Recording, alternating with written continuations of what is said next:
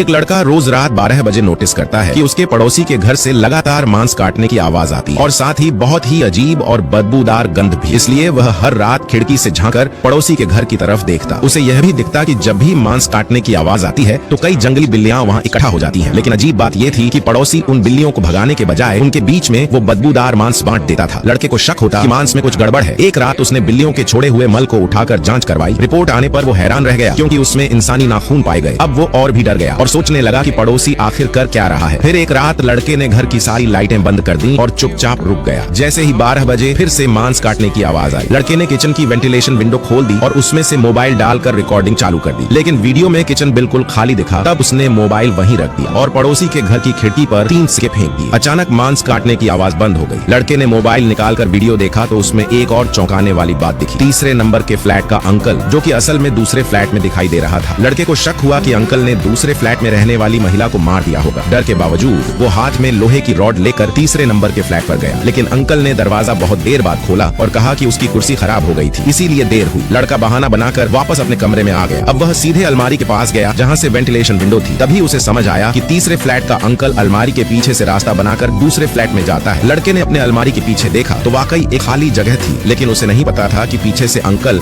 अब उसे मारने की तैयारी कर चुका है। लड़का समझदार था, उसने तुरंत रुकने का फैसला लिया। अगली सुबह लड़के ने ध्यान रखा कि अंकल कब कचरा फेंकने जाता है और फिर जाकर उसका कचरा चेक किया, लेकिन कुछ नहीं मिला। तब उसने खुद अलमारी के पीछे से दूसरे फ्लैट में घुसने की सोची। वह अंदर गया और हर चीज को ध्यान से देखने लगा। तभी वहाँ दूसरी फ्लैट वाली महिला सामने आ गई और उसके पीछे से अंकल भी आ गया। अब सच्चाई सामने आई। अंकल ने बताया कि कुछ महीने पहले एक बदमाश महिला के घर में घुस आया था। अंकल ने बचाने की कोशिश की, लेकिन गलती से महिला के मर चुके पति की अस्थियां गिर गई। महिला ने डर के मारे चाकू से बदमाश को मार डाला। तब अंकल ने उस गुनाह को खुद पर ले लिया और हर रात बदमाश के शरीर के टुकड़े